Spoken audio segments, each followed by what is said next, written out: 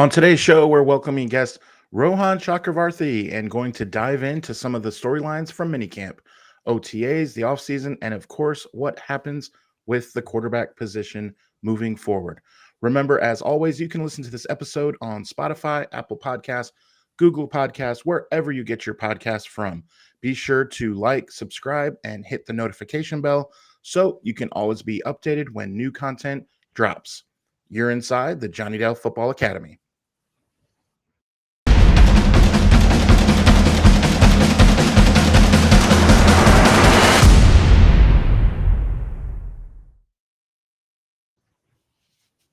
Hello, Niner faithful. Welcome to the Jonnydels Football Academy podcast on the channel that's trying to answer the whys and hows of the game. We do that by talking through and dissecting game film and diving deeper to explain why the X's and O's zig and zag.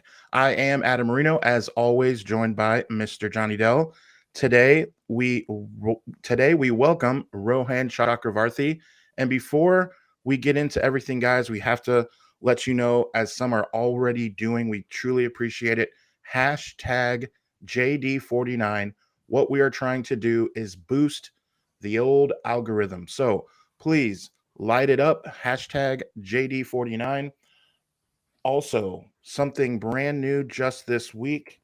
I am throwing it in here into the chat. If you are watching live on YouTube, if my mouse will work, remember you can you can always follow on wherever you get your podcast, right? But in the chat, if you are live on YouTube, we have a brand new Jonnydels Football Academy shop where you can get your t-shirts. For now, what we are doing is we have released our preseason teams, opponents that we're playing. So we have LA sucks, we have Las Vegas sucks, and we have Denver sucks. So go to the team shop and make sure you grab your shirts. We will have every team available that we play, and no one else is going to have these shirts. It's going to be in the 49er colors, and whoever our opponent is, it's going to say where they're from and just sucks right underneath. So you can't find that anywhere else. Make sure you grab your shirts. I don't even think Rohan, did you even know we had these dropping? No, and that's exciting because my man got some merch. So y'all know what's going on. 3 preseason teams, and I'm sure y'all are going to drop it for the regular season as well. We got some fun No merch, doubt. y'all.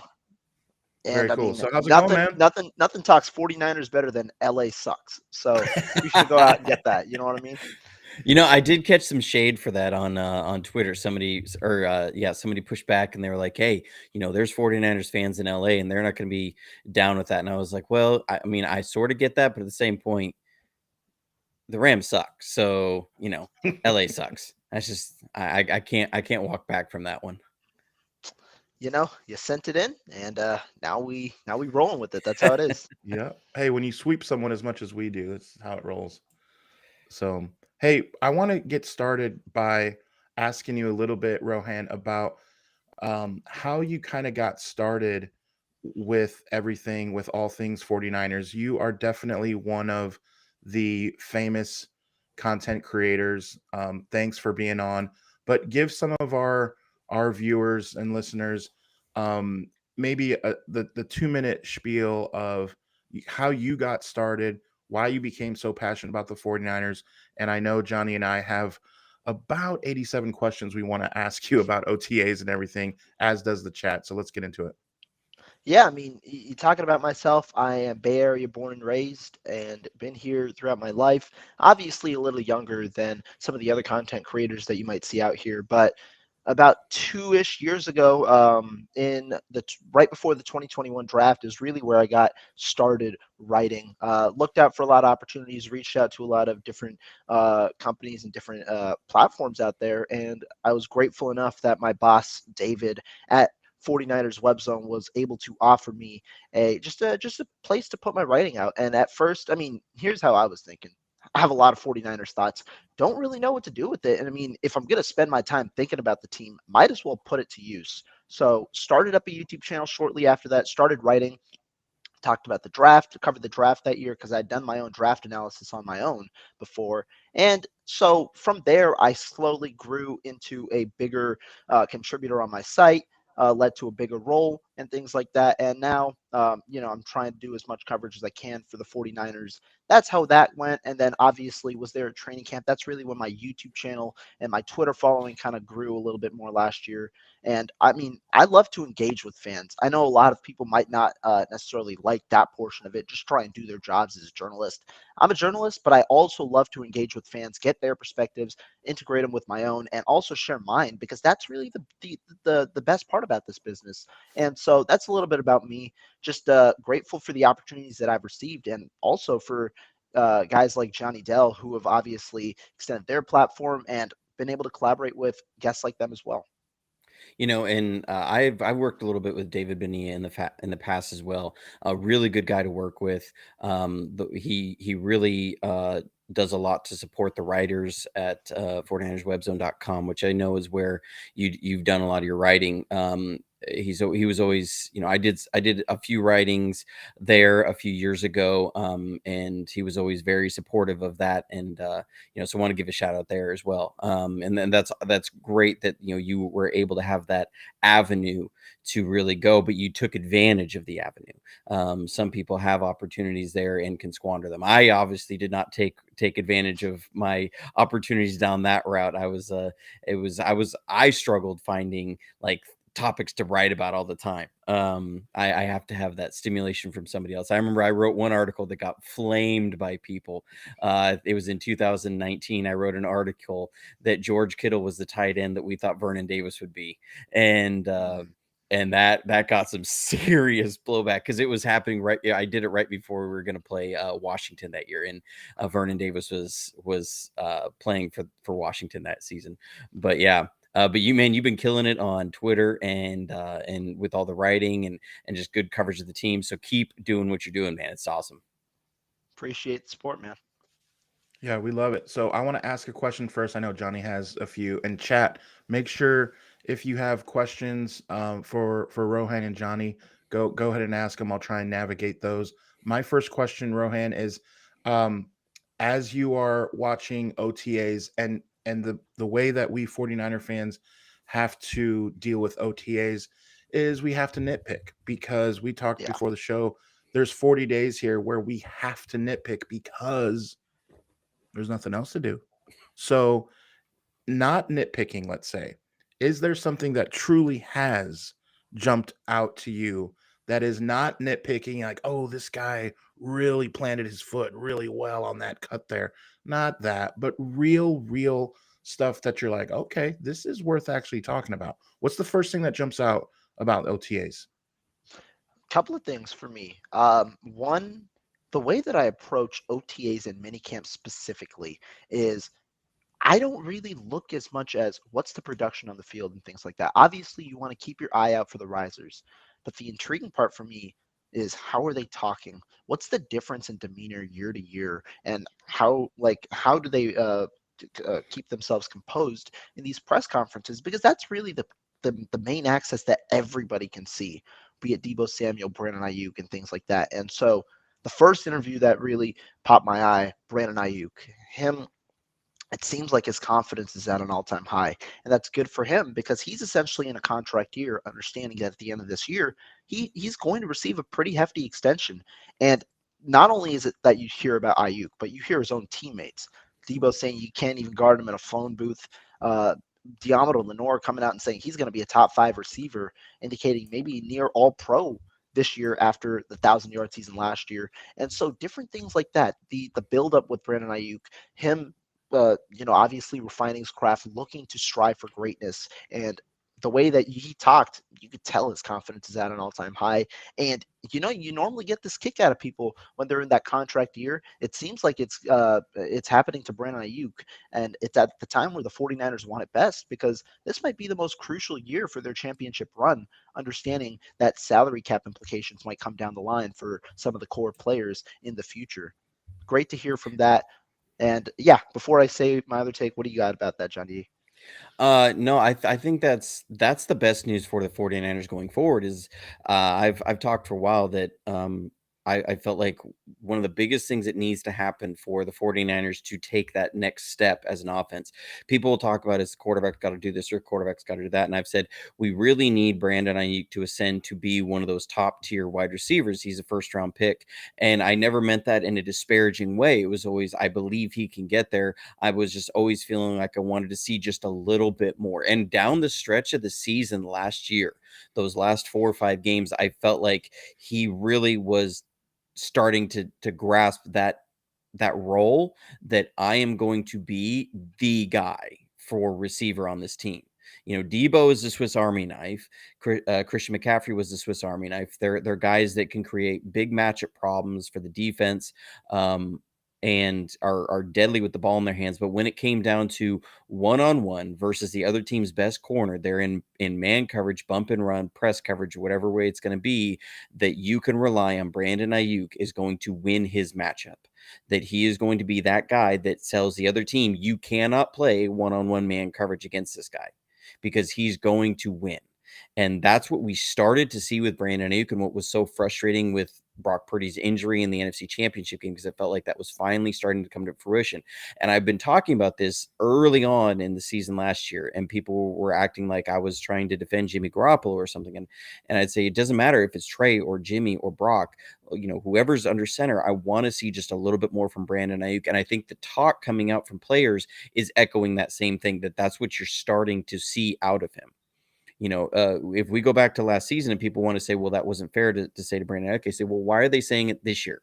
Because there obviously wasn't a finished product. The potential's always been there. You want to see him fulfill that potential, and it's looking like he's ascending into that position, that true X receiver that you really need to have a top passing attack. And I always felt like it was just a little bit under, and even going back to a couple years ago, 2021, when he was supposedly in the doghouse and everything, and people, there was a lot of chatter going around. And one of the videos that got more views than anything I ever had on my channel was I was just talking about his route running, that he was tipping his routes. He was not running them all the same. He would run one route one way, another route another way, and I was watching DBs jump on his routes all day long.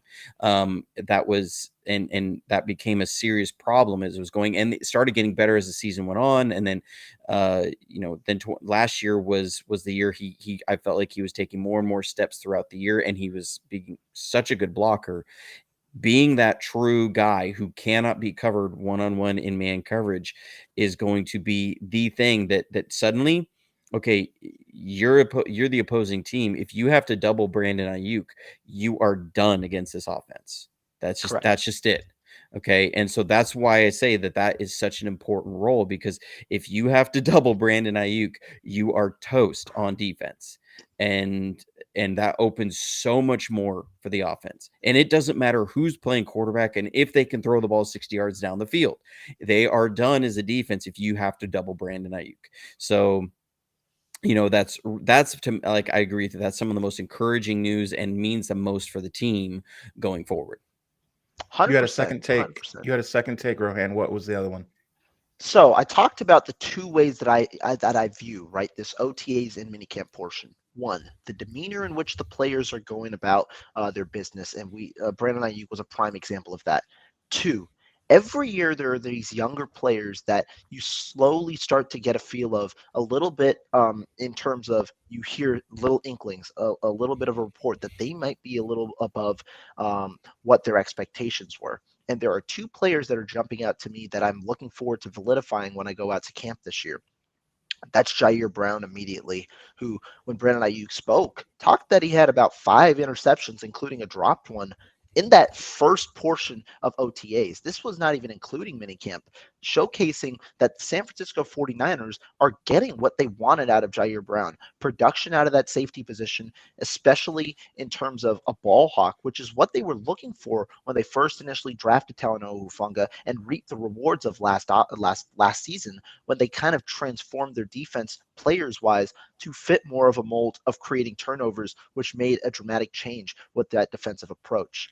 Jair Brown's one. The second player, a guy who we heard inklings of last offseason, a guy who I was really high on as an undrafted free agent, but continues to make waves, Jordan Mason. He's a guy who seems right now that he's improving his pass catching abilities, something I saw glimpses of last year. And if he does, guess what? The 49ers, what they want out of their backup backs is somebody that can not replicate, but be in the same packages that Christian McCaffrey's in, so they don't have to change their offense when a different running back's on the field.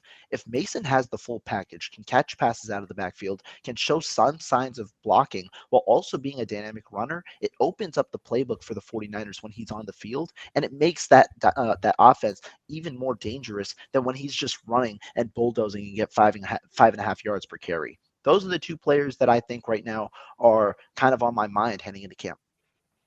Yeah, and Jordan Mason was a guy that a lot of people last year were wondering, why isn't he getting the ball more? Why isn't he seeing the field more? And I would always say, well, one of the problems that he's facing is he's got Christian McCaffrey in front of him, who is a guy that when he's on the field, it's not about you have to worry what he's going to do in the run game. You have to worry what he's going to do on the field, doing everything. He was blocking. He was as good a receiver as we have anywhere else, and he can run the ball as well as anybody else. So it's not that Jordan Mason was necessarily deficient as a runner. It's that when you put him on the field, you are not suddenly threatening the defense in so many different ways as you do with Christian McCaffrey. So it's really hard to bring him off the field. And what you're seeing now is that it's like he's taking on that role and saying, I have to become more well-rounded to be able to not, give Kyle Shanahan the same kind of tool bag that he has with Christian McCaffrey on the field. And that's what's exciting is that this multi-role offense is breeding multi-role players, and it's creating a very dynamic and deep room in that running back room. I mean, when you start looking at the depth that we have in the running back room, I think it may be deeper than it's really ever been since Kyle Shanahan has been here, and that's a scary thing to think about with how much he loves to run the ball.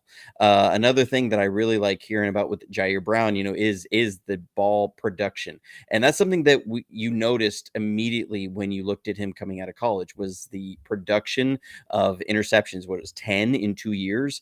The guy was an interception machine, and when you look at Kyle Shanahan's several first years here, that was something that was severely lacking from our safeties. And people will talk about the NFC Championship game and the collapse and say, let's put this on Jimmy Garoppolo. But if you look at last year, 2022, there was one player who didn't come back from that team, and that was the guy who dropped an interception. And then you see, Hufanga is there and he's not dropping interceptions. And now they're drafting Jair Brown, who's not dropping interception. Well, he dropped the one. But he's coming away with, he's got the ball skills. When you look at Darrell Luter, he's got ball skills. They're obviously valuing ball skills from these guys. And that's really exciting with Jair Brown. Now, I'll be honest, he was my number 2 pick at safety. And number 1, I was devastated when the Eagles of all teams picked Sidney Brown. I was tweeting with a guy who used to be on Andy Reid's staff that he was breaking down Sidney Brown. And I was like, dude, that's who I wanted on the team. And he just tweeted me back. He said, well, there was no reason for 2 Hufungas. I was like, that's what I was saying the whole offseason, that he was a clone of Hufunga. And that any other team could have swooped him up and I would have been like relatively okay with the fact that it was the Eagles. Yeah. But you also see that Jair Brown, the many people were kind of languishing. Oh, you traded up for a safety. And I was like, it's the 3rd round. Okay. He was the 2nd safety off the board in the 3rd round. You can't be that upset for trading up for a safety. And plus, really, when I looked at the draft, I saw 2 safeties I really liked, and that was Sidney Brown and Jair Brown. It was the 2 Browns. And I felt like those were the 2 guys that you were looking at the potential for top quality starters. Those were the 2 guys in this draft. And as long as they grabbed one of the 2, I would be pretty okay with it. Now, I wanted Sidney Brown more, but seeing Jair Brown already making noise is pretty exciting, and it does bring into question: are we going to see some 3 safety packages maybe, or is he going to be pushing past Tayshaun Gibson, who decided to come back to play because he wanted to be a starter, and well, that might not work out. So that brings us something interesting, but love the noise that we're hearing on that side of it coming out of OTAs and camp. Yeah, Yeah, it's been 100%. awesome. I have a few questions. Go ahead. Oh, go ahead. No, go ahead, Rohan. No, I was just going to add real quick, when you talk about Jair Brown as well, right? Like the portion that you brought up about the 3 safety sets, I want to real quick ask you a question before we move on. Last offseason and the offseason before, I'm a fan of the 3 safety sets, especially with the safeties we had before. Why? Because Jimmy Ward had that big nickel versatility. Additionally, you have Talanoa Hufanga, who has box versatility, and so you have a wide variety of roles. This offseason, I'm very curious. How do they play the safeties if they have 3? Because Tashawn Gibson might be a big nickel, and he had snaps at big nickel last year, but he's not on Jimmy Ward's level. And so are they comfortable taking off their nickel corners on third downs or whenever it may be to put Tayshawn Gibson in the big nickel? Or when do those packages arise? Or are you going to see more so in those sub packages, maybe not put a third linebacker on the field and Talanoa Hufanga and have the 3 safeties there? Because Jair Brown's best ability is definitely in the passing game. That's the way I view it. I'm not saying he's a bad run defender. He comes in and he can hit. He can be a thumper for sure. But his best ability is in the passing game. I wonder, where do you put him on the field with those 3 safety sets with the certain package that we have currently? What I would love to see if you're going to go 3 safety packages is going to be game plan specific. So you're going against a team that is not real big on base personnel packages.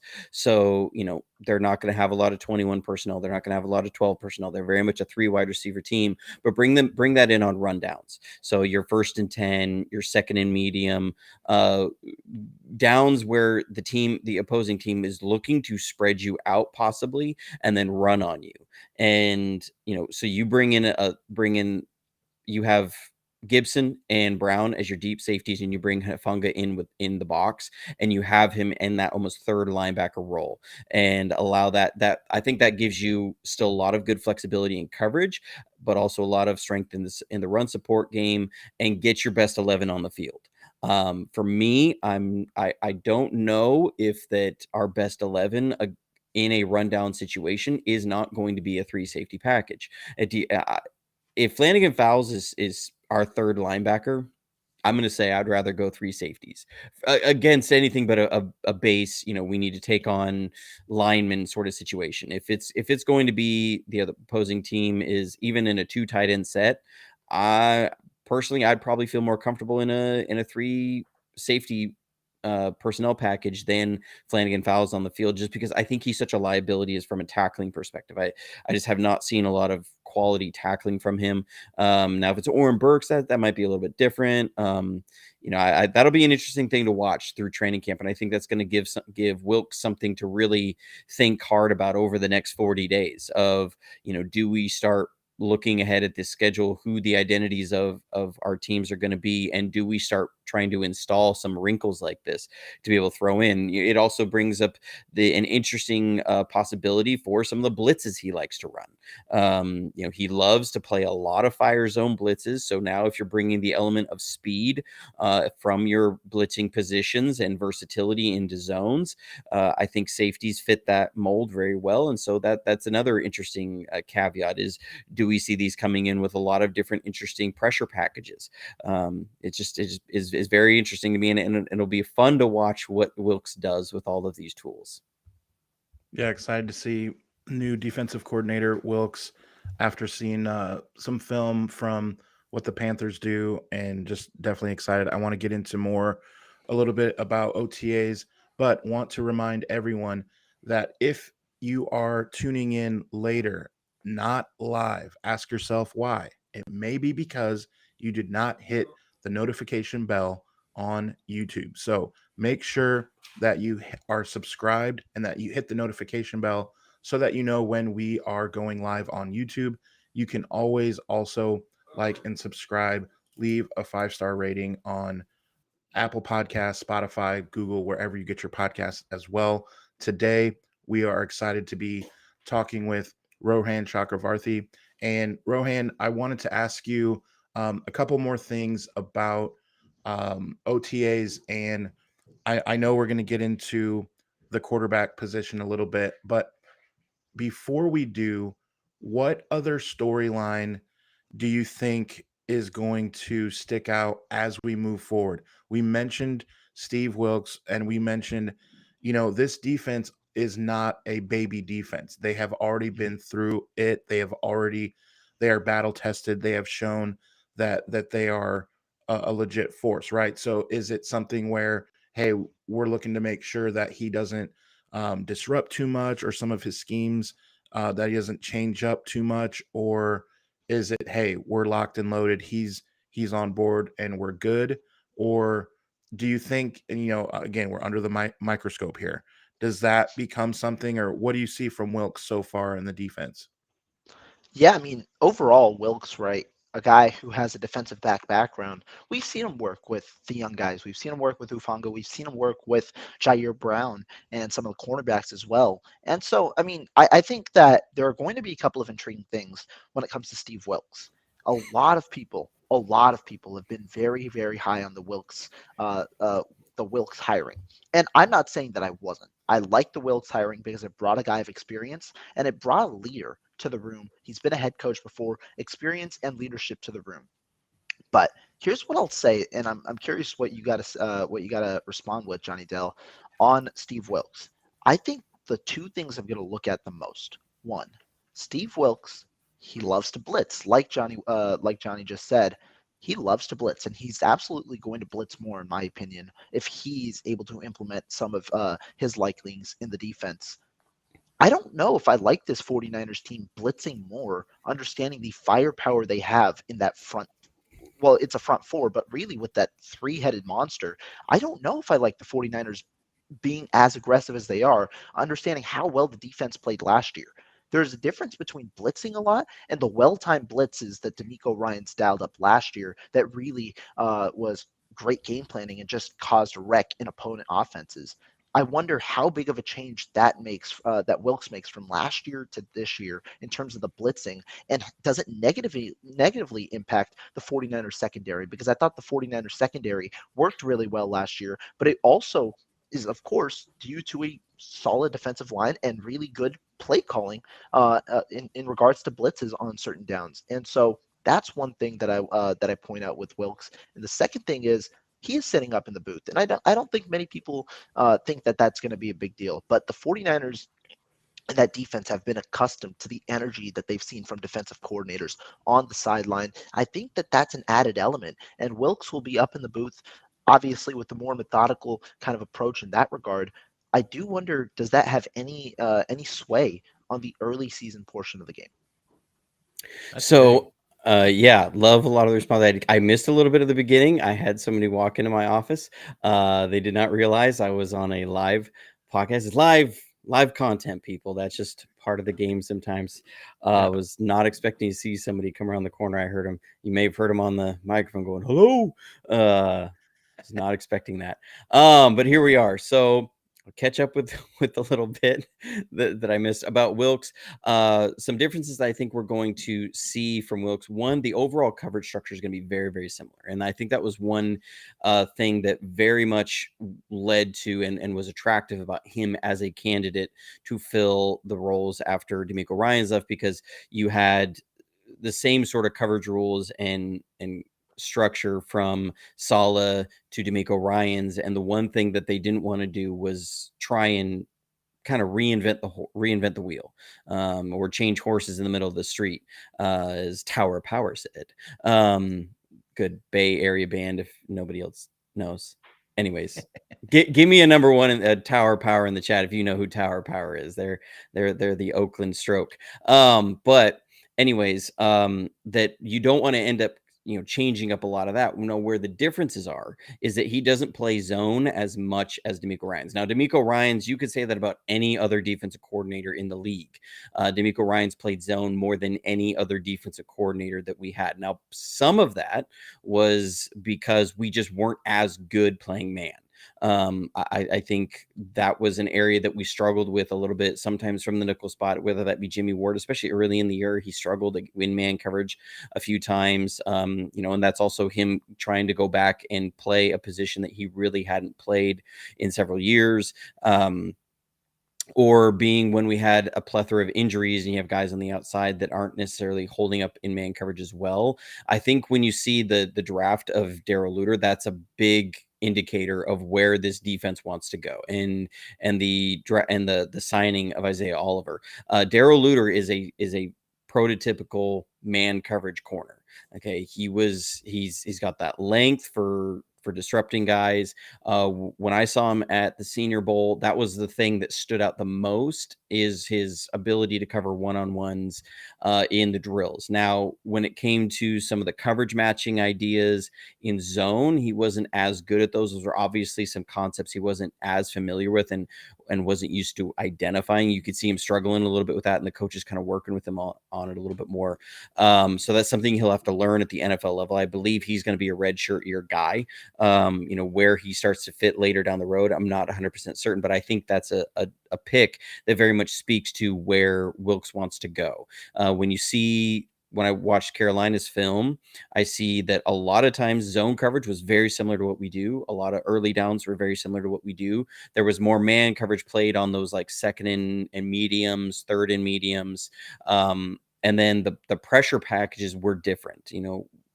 Sala and Ryan's brought in a lot of these packages, and I've covered them in a lot of my review videos, where they'd bring guys up on the line and they would force they would show things that would force the offense to have a predictable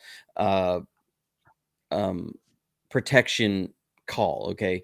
So you'd have, we're going to line up in a certain way where the center has to take this guy, the running back has to take this guy, the guard's going to have to take this guy, that they have a very predictable blocking pattern, so that it could give predictable one-on-ones, and it could give predictable ways for the defense to be able to run their stunts. So, when you'd have like Amenahu is there, he knows that guard's got to take him and the center's got to take somebody else. So if he can go and grab the guard and get into the center, then he knows he's freed up the guy who's going to be looping around. It'd be that kind of stuff.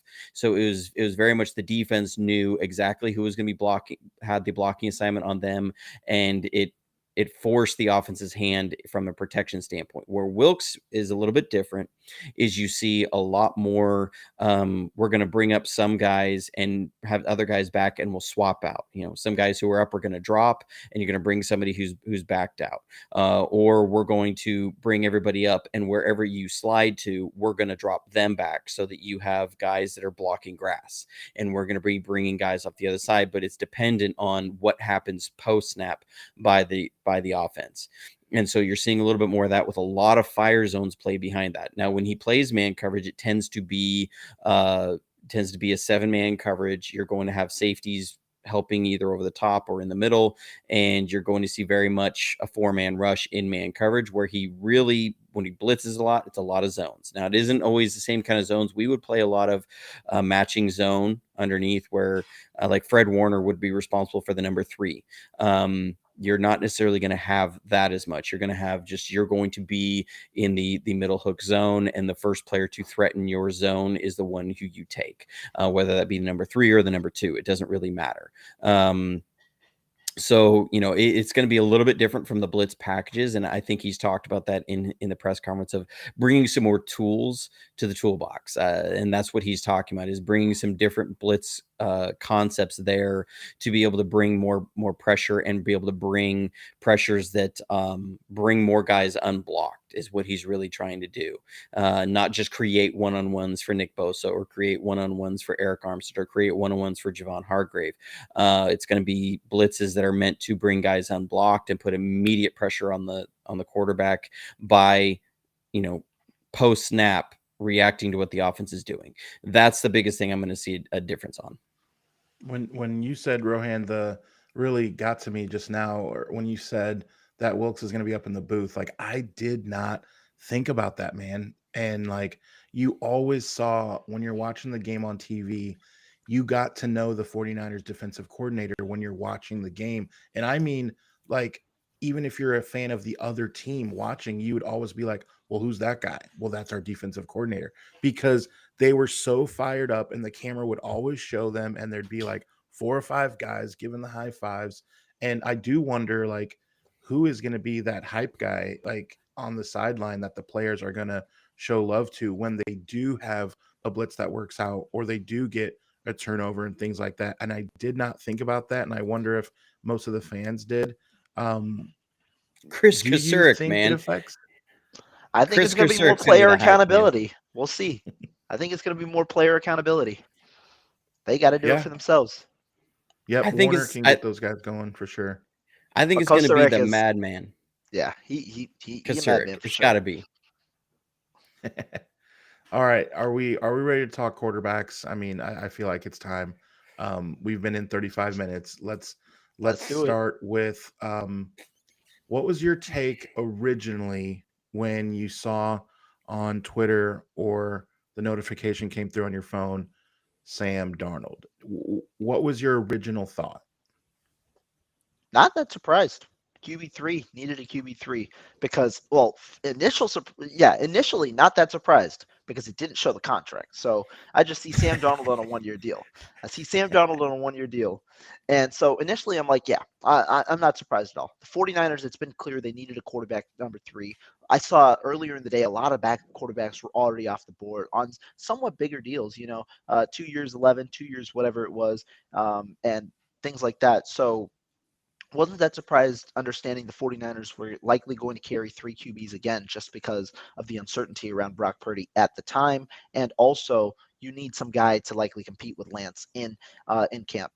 Then we see the contract, and the contract initially, obviously, you know how they'll tweet it out, up to $11.5 million, and I'm like, whoa, $11.5 million. Then you dive back, you see the details. It's a $3.5 million deal, incentives up to 11.5, and I think the cap hits around $5.5 million.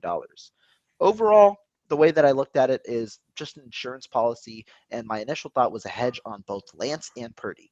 If Purdy isn't healthy to start week 1, it's a hedge on him because you have the backup option. You're not scrambling in training camp or at the end of the season by having to add somebody or going with somebody who you don't necessarily believe can start games. A guy on the back end of rosters potentially. But then it's also a Nate hedge on Sudfeld. Lance. You don't want Exactly. to go back But and get Nate Sudfeld.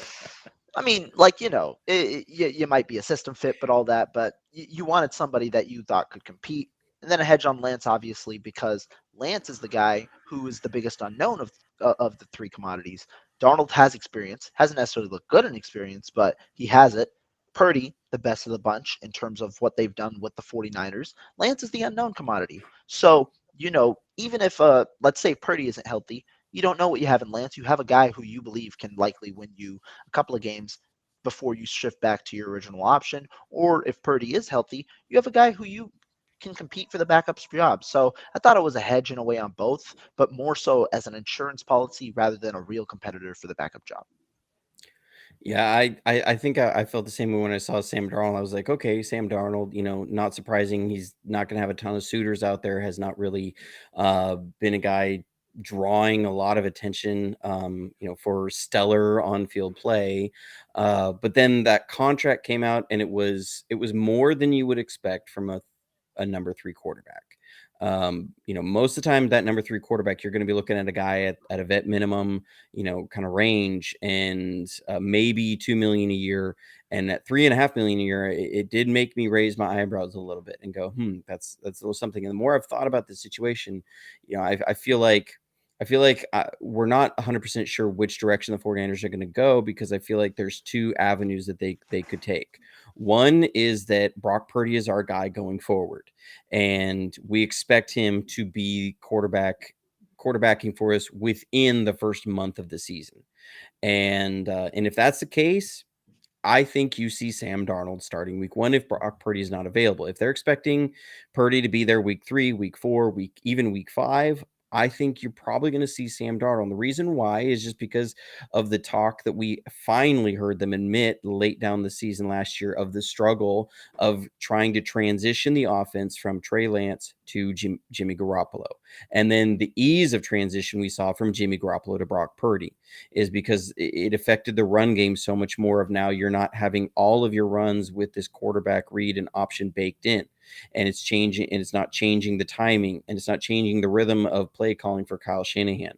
It's going to be seamless. Quarterback style play is very similar, so it's just going to be from one to the other, and it just kept clicking and kept going and even ascended as the team gelled. Okay, I think if I'm Kyle Shanahan and I'm thinking, okay, I'm going to be handing the keys back over to Brock Purdy by week 3 or week 4, for me, if I'm going to be transitioning as a play caller, it's easier to do that from Sam Darnold to Brock Purdy than it is from Trey Lance to Brock Purdy. So to me, if you're looking at Brock Purdy's our guy week 3, week 4, then it's Sam Darnold week 1. If Purdy isn't able to go. Now, that being said, if you see enough from Trey Lance this offseason and in training camp where you say, you know what, it's worth taking a long, hard look at Lance, and it's worth the risk of that disruption in transition later on, because Lance is showing us that he can be the guy that we expect him to be, that we thought he could be, that we drafted him to be, then he's going to be the guy that's inserted. I think he only gets inserted if they think he has the long-term ability to be the franchise quarterback they drafted him to be. And overall, that's the best result for the 49ers, right? Is to have Trey Lance be who we and they thought he would be. And so, I think this is the most important offseason of his career. I think he's sensing that. I would not be surprised if they've told him that. Generally knowing how we hear about Kyle Shanahan's interactions with players, if that is the case, and Trey Lance has been told that, and everything we're seeing, a lot of things I'm seeing from players coming out of training camp, or OTAs and minicamp, is how much better Trey Lance looks now than he did at this time last year. Because I think there's something in there that's understanding that if I'm going to have my shot with this team, it's now. I have to get it. This is my short window of opportunity. I have to prove that that they should believe in me enough to put me in their week 1 and have the chance to take that spot and not give it up. If you're putting Trey Lance in there week 1, it's to allow him the opportunity to take that spot and not give it up. You're not putting him in there just to try and say, I'm going to win 2 or 3 games with you. You're putting him in there to say, you are going to be you have your opportunity to be the franchise quarterback of this team going forward. If they don't believe that, or if they're not sold on that by week 1, I think you're going to see Sam Darnold, because we're going to have that transition, that easier transition through game plans and game weeks in the middle of the season to a quarterback that's a more similar style. And so, I think that's what you're going to see. And, it's 49ers quarterback. So people tend to just pick their guy and root for him no matter what. I believe that if Brock Purdy can play like he did last year, fantastic. That's everything you need to see. If Trey Lance has come in and he gets his opportunity, I sure hope that he justifies the draft slot and he becomes the quarterback that they think he can be, because of how much it can bring to the offense, more from the running game perspective. Everybody wants to talk about the deep ball, the deep ball, the deep ball. I'm just, I just had an episode where I was breaking down the Shanahan play action scheme and talked so much about how it's really not that reliant on the deep ball, that the play action scheme is really about tying into the run game. And how you do that is you live in that intermediate zone. And that's really where it stresses the defense and how it then creates a cohesive offense. I don't care about the big yards down the field. It's like, what stopped us last year was not our inability to throw the ball deep. It was stopped us last year was our inability to have somebody on the field who could throw the ball. So, that's how I see it. And so it's like, if Trey Lance is there, then and he can add an element that stresses the defense against the run even more, hey, gravy, but you have to be able to run everything else. And I hope that, if he's in there week 1, he takes advantage of that opportunity, and it's trade time and we run. So, Rohan, do you agree that if one big thing that Johnny said is that if that Sam Darnold would play because of the continuity factor, meaning that the way that they set up the offense is so easy between Purdy and Darnold that they don't want to change that up, and so that even if Trey was ready, because it convolutes things and makes it all weird, that they wouldn't do that. Do you agree with that? A, and if you do, then do you truly think that Sam Darnold will be the week 1 starter? And remember, guys, in the chat, I just posted again, we have our team shop, so be sure to check out our t-shirts. Be sure that you are liked and subscribed and hit the notification bell. So, Rohan, what do you think? I think I got to disagree with you, Johnny, because we've Okay. got a couple of things to talk about. First of all, from what I've heard this offseason, the offense has had a little more semblance between the quarterbacks. There hasn't been as much of the designed run package and things like that that really differentiated the offense when Trey Lance was out there last year. And I agree with your point though. When you talk about this, the change from Trey Lance to Jimmy Garoppolo to Brock Purdy, much easier between the second and third quarterbacks, and the coaching staff admitted it. Kyle No Shanahan question. himself specifically said last year, yeah, we had to scrap about 50% of the playbook because you take out everything that we had operated for Lance when you're playing 11 on 11 football, essentially. Yep. Now, does that mean that all of the packages taken for Lance are taken out? No. But I think right now they're trying to create some semblance in the offense, which is why I think that right now, I don't think that that would be the factor for why Darnold starts week one. And as for my week one starter, I still do believe that should Brock Purdy not be healthy, it would be Trey Lance. And the reasoning behind that comes with I think that he's got a stronger, I think he's got a stronger position inside the organization than what might be seen outside. We've heard players talk about him in a glowing way. His work with quarterbacks coach Jeff Christensen seems to have paid off a little bit, and I think that that's where you're starting to hear the reports come back. He's got 40 days now where he's going to go back to work with Christensen before training camp. I think the buildup is there for Lance. Now, I posed something yesterday, and the thing is, we've heard about up and down performances with Lance and Darnold this offseason. I'm not saying that either quarterback has been perfect. It's been up and downs and some uninspiring play at certain times. And there is urgency with the 49ers, I think, to win a Super Bowl this year. Additionally, it might be John Lynch's last year with the 49ers. He's not going to be here for a long time. We knew that his goal is to win a Super Bowl. And with that in mind, with Purdy also eyeing a return before the season because it's in his best interest to be able to play week one because that's the way that he fully guarantees the job is his. I think the 49ers might try and get Brock Purdy healthy as soon as possible. And I'm not saying necessarily rush the timeline, but I think they're trying to do every effort possible to make sure Purdy returns week one to have a guaranteed option. However, should that not occur, because we did hear Purdy will need to be in practice for a little bit of time before he goes out and plays. Right now, my best guess would still be what I came into the offseason with, which is Trey Lance is the week one starter. I like the give and take. I can't argue with the logic too much. I think you are seeing that Kyle Shanahan. I think what they're doing right now is basically assuming Brock Purdy is the week one starter, and they're operating their offense going forward. And Trey's going to be expected to operate the offense as is. Now, what do they do with that if it starts looking like Trey Lance is going to be starting week 1, 2, 3, or 4, possibly, if that's the case? I'm not 100% certain.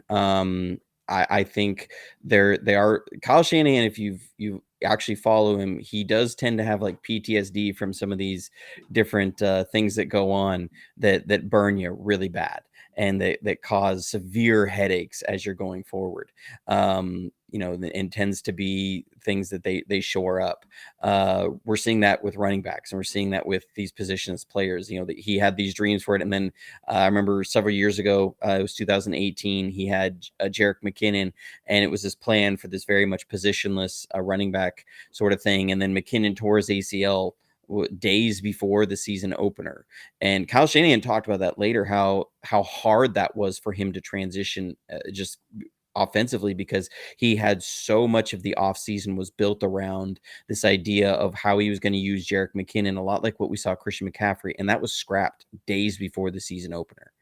And then Jimmy Garoppolo tears his ACL early on, and that whole season goes down the drain. But how now he's sort of tried. If you look at a lot of the different running backs they picked over the years, not as much as last year, but over the years, there were guys who could do multi-role things, and you saw the way that Debo was being used was very much in how he envisioned that, and now he's insulating that with multiple players.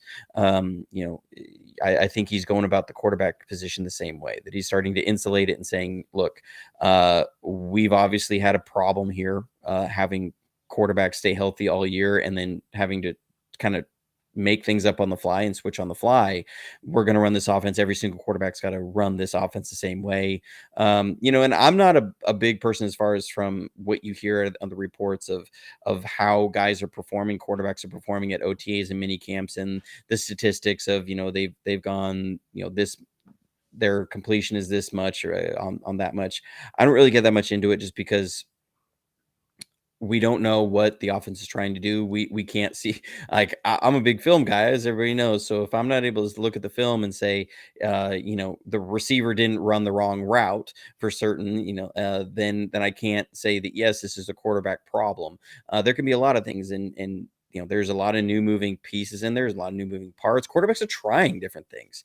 They're not going against defense that they've studied on film beforehand. You have some new players on defense there that they're going to be going against. You have some new looks from Steve Wilkes that they're not necessarily prepared for. It's not like they've gone through a game week and been watching the opponent for 60 hours a week and have a whole game plan against that. They're going out and just practice. I mean, come on. So I think all those evaluations, I tend to always lean to trust the coaching staff on that. People can disagree with the coaching staff and say, well, they're making this mistake, they need to do this, they need to do that. And I said, well, if they make the decision to go with Sam Darnold, I'm going to look at him and say, probably they know who's going to run their offense better than we do, considering they're the guys installing it.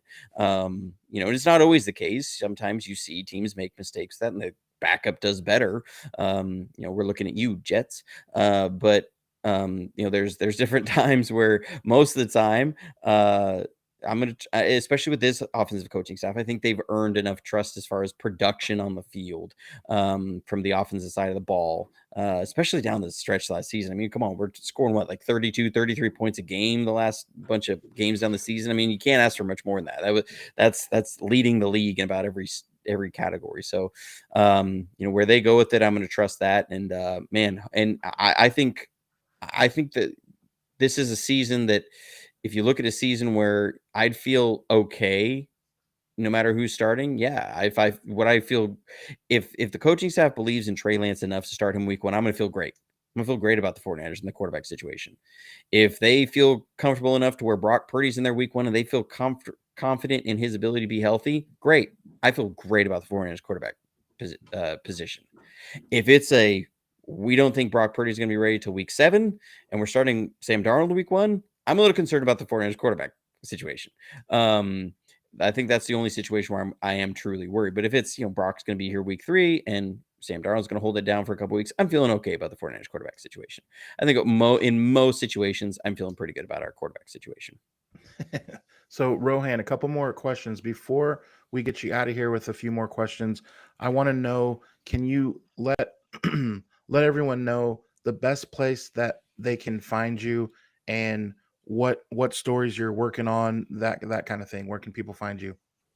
100%. So if you guys got a good following and a good base on Twitter, search my name up, or you can go at Rohan, Rohan Chakrav, the first 7 letters of my last name. You'll find my Twitter account. Love to interact with y'all there. Post a couple of my takes there. YouTube wise, you search up my name, you'll find my channel there. Do a lot of live streams with cool guests like Jonnydels. So be sure to check that out. We go live a couple of times a week and cover the 49ers. This next month's going to be interesting, but there's going to be content there regardless. So be sure to check it out. And then the place where I write a lot of the content where that comes out, 49erswebzone.com. Be sure to check it out. I'm sure you'll see some of my articles when you go on check the site. So guys, appreciate the support. And I mean, first of all, appreciate all of you guys, both of y'all, for having me on today and a fun show. Yeah, very cool. Guys, make sure that you like and subscribe to the YouTube channel, hit the notification bell.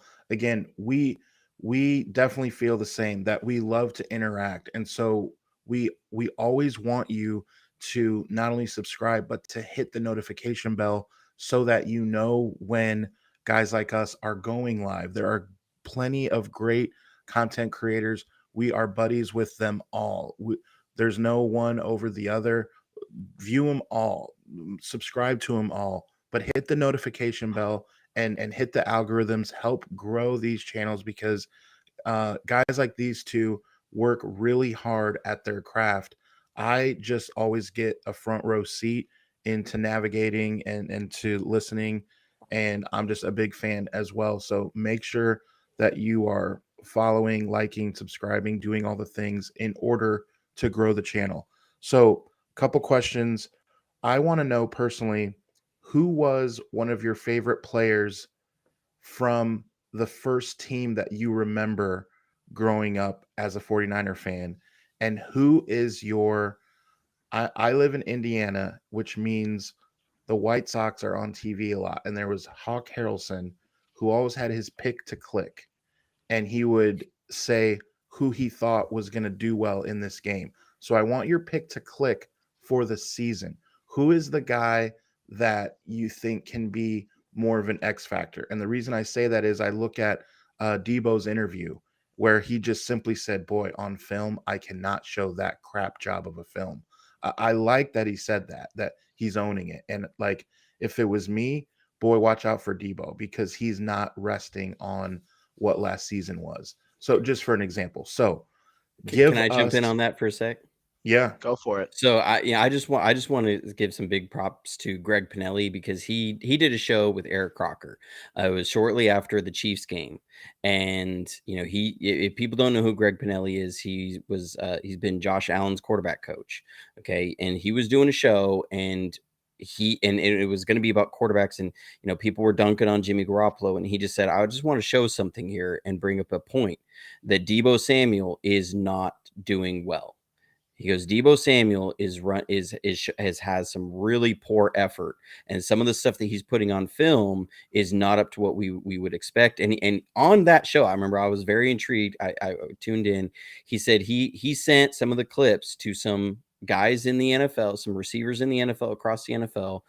He said, obviously they didn't want their names dropped for what they were going to say, but just said, why do you think that we're seeing what we are on film with Debo? And they just tweeted back or text back and said $80 million.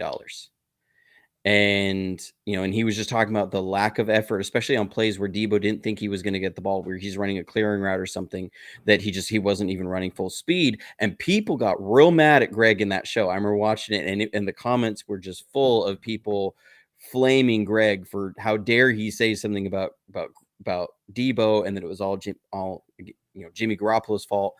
To hear Debo say that in this was a very much a validation of what Greg said very early on in the season last year. And I had mentioned on a show, I said I didn't think that Debo was showing what he did the year, in years past. And I experienced the same thing. People were flaming it. And to hear that from Debo, I'm like, thank you, Debo, for saying that and recognizing that was something, because you saw it. It just was not the same level of effort. And so I do say, look out, for Debo. If we see Debo be who he can be, I mean, and Ayuk ascending, there's some really exciting things. And again, people will disagree on this. I don't care if it's Purdy or Lance or even Darnold. I think if those guys are playing at what they can be, people say, well, they can only be so good as their quarterback. No, they still have to win their matchups. They still have to put the things on film, no matter who their quarterback is. Okay. You still have to be able to do that. If you don't, then teams aren't even going to respect you as a receiver. But I think there can be some really big things if this is what Debo's, lighten it up to really be who we hope he can be year after year. Yeah, I mean, I agree there. And it's interesting that you bring up the Debo Samuel part, because I remember the amount of times in my player grades that I'd write up after doing film reviews on every Tuesday last year. Debo Samuel's effort, especially, I like how you pointed out, especially on plays where he's not getting the ball, if it's a running play, even if it's a receiver play, it was a clear difference from his 2022 season. And this is not to take away from Debo Samuel, the player, when he has the ball in his hands, because we all know the amount of care that he has when he's got the ball in his hands, and the amount of just who he is as a player when he's got the ball in his hands. But he pointed it out, and he said he doesn't want to put that on film anymore. And you're right. I mean, he talked about the distraction last offseason. He comes into camp out of shape. He doesn't play the first week of camp because of the contract negotiations, and is eased in that second week because he's out of shape.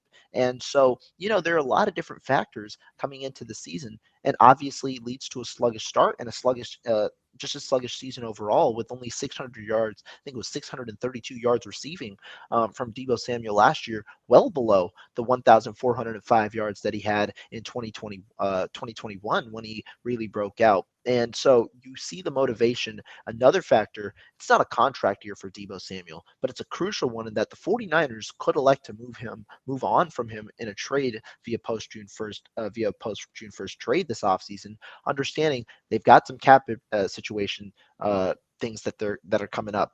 Additionally, you've got to pay Brandon Ayuk, and right now, if I'm being honest, I'd pay Brandon Ayuk over Deebo Samuel, especially with the way that it's going, that it's trending right now. So it's really cool to see him motivated. And right now, yeah, I'm expecting bigger things now from Deebo Samuel than initially. Just knowing his mindset, he came into shape. He's at minicamp. He's doing all these different things, and I hope it translates to what is put on the field.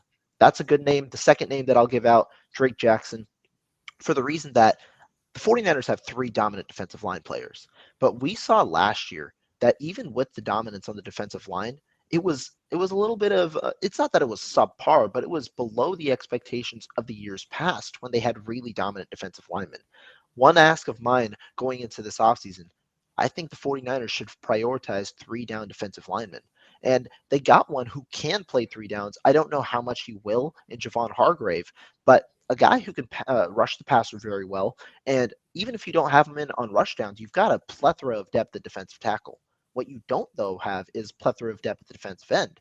And that puts an onus on Drake Jackson to come out and compete. And I think that he's going to receive a good amount of one-on-one opportunities. I think the blitzes as well from Steve Wilks will help him in the way that he's aligned in the way that he's utilized. But this is also a crucial offseason for him because the 49ers can go out in free agency, not be struck by the compensatory formula, and sign one of the edges that are still out there with the money that they currently have with around 10 million in cap space.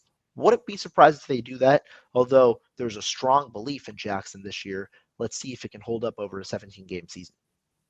Yeah, You he know, and came into camp way, way, way leaner, like more cut. Kyle Shanahan mentioned it, right? I mean, so I'm excited for him for sure.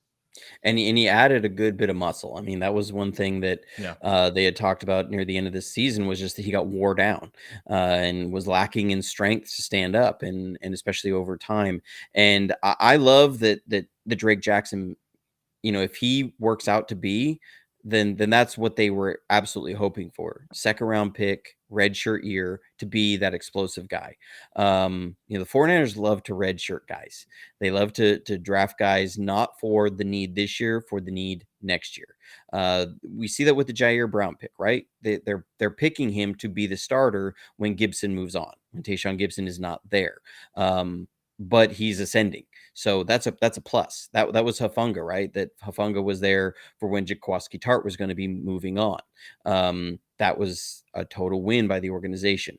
I think when you look at, I'm blanking on the kid's name from BYU, the linebacker that we picked. I'm This totally year, blanking on his name this year. D. Winters or Jalen Graham? Or D. Winters, yeah, D. Winters.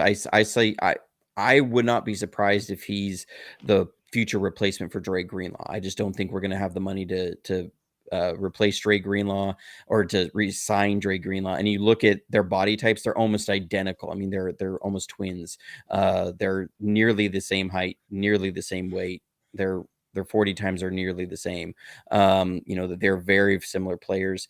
That the 49ers like to redshirt guys, and that was Drake Jackson. I think he was signed to be. And yes, sorry, Collie, it was TCU. I don't know why I was thinking BYU. It's been a long day, y'all. But no. But Drake Jackson was signed to be that guy to replace Samson Ebicom. They knew that Samson Ebicom was going to walk. They knew that he was not coming back. And so Drake Jackson was signed to be that replacement. And for him to take the onus of that role in this offseason and see the work that he's putting in is absolutely what you want to see. It's not like what we saw with Akella Witherspoon, where he was coming in and he didn't take advantage of that one year, or that we saw with Dante Pettis, where he did not take advantage of that. And then they ended up having to go out and trade for Emmanuel Sanders. That you're seeing Drake Jackson's taking that on and saying, no, that's a good sign. Now, does that come to fruition on the field? I don't know yet, but that would be absolutely the best case scenario for the 49ers. That's what they were planning for. We're going to see if Colton McKivitz is that at right tackle, right? He was drafted to be Mike McGlinchey's replacement a year down the road. That's what Banks was drafted for. He was drafted to be Tomlinson's replacement down the road. They love to redshirt these guys, and Drake Jackson's going to be that guy.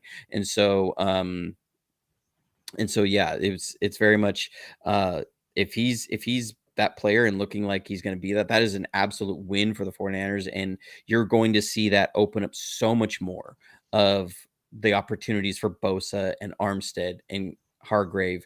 That's just a really good situation for the 49ers. So let me ask you then, let me hold you to it here. Who is it sounded like Hargrave was maybe your pick to click. You talking to me or to Johnny? Yeah. Oh yeah, To- Hargrave was one of my guys coming to this offseason. I thought he was the best defensive tackle, even over Daron Payne coming into this offseason. And so yeah, he was one of my guys. And they got the contract done. So yeah. Okay, and then tell us your first memory of a 49er team and who Right. was your guy on that team. So, I mean, like I said, I'm a late bloomer. I started Yeah, that's all watching right. 49ers football, I believe, in 2010. And so my first memory is of Man. Mr. Longevity, Frank Gore. He was the guy who, because those teams, it was like the rebuilding, getting back to that really prime stage when it was the prime of Alex Smith's career and then obviously Colin Kaepernick. But the guy in the middle of it was Frank Gore. And also when Yeah. I started watching football, funny enough, I didn't know much about the Alex Smith and Aaron Rodgers debacle. So when I'm looking at my Mm. quarterback, I have Alex Smith's memories in a much brighter light than most 49ers fans because he was the guy who, when I started watching, he was the quarterback. He wasn't anything too special, but he was a solid quarterback. Then, obviously, just a little into my career, into my football watching, because I was also a huge fan of Aaron Rodgers growing up. I find out that we passed on Aaron Rodgers to get Alex Smith, and that was a nice trip down memory lane.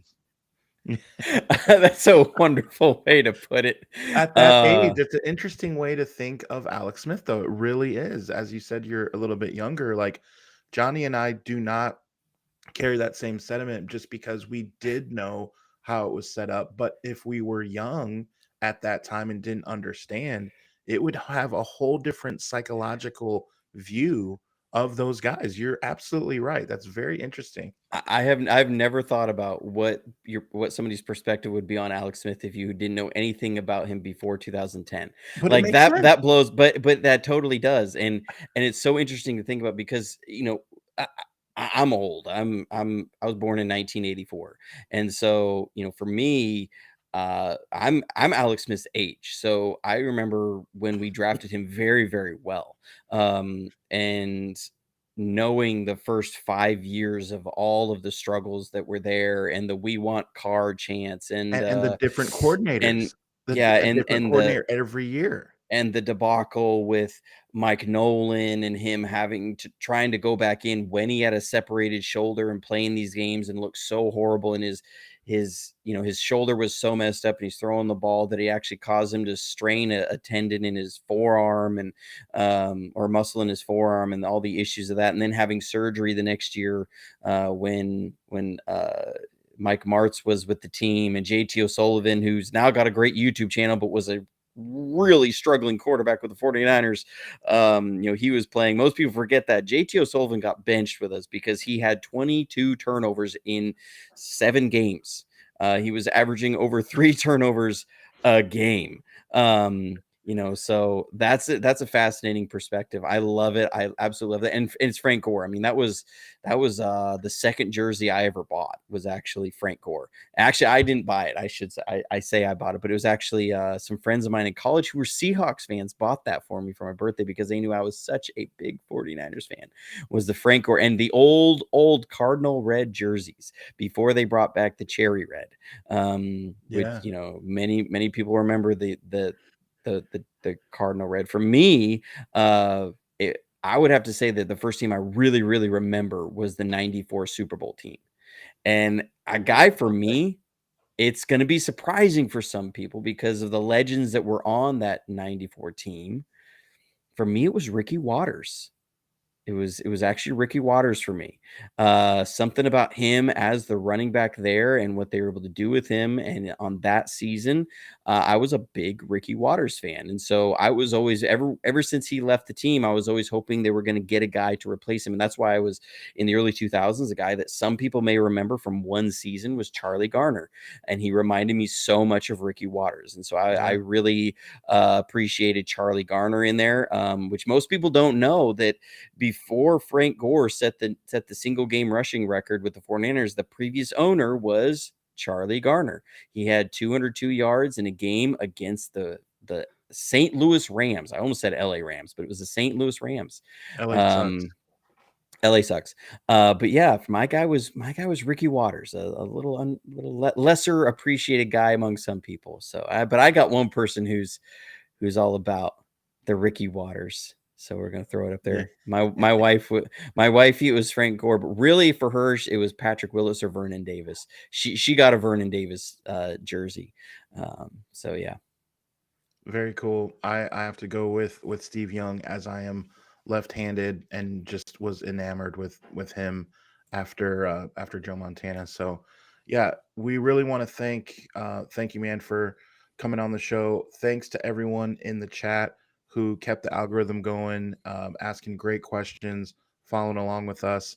And remember to like, subscribe, do all of the things, guys, because it helps us grow the channel. We want to continue to bring great guests on the show, like the very famous Rohan Chakravarthi. Thank you for being on the show. Be sure to like and subscribe on his channels as well, guys. Show him the same love that you show us. We always feel the love, guys, but make sure that you spread it to everyone, whether it's Wayne, whether it's Rohan, whoever it is. All of Niners, Niner country basically is where we all live. I live in Indiana. Johnny's in Alabama. So that's why I say Niner country. We're all over. So Roll make sure Tide. no, not so much. So so make sure you continue to support. Remember, we do have the firstwilkerson.com/Jonnydels football academy shop where you can get our first opponents in the preseason. LA sucks, Denver sucks, Las Vegas sucks. Thank you for joining us. Take care of each other. And as always, go Niners.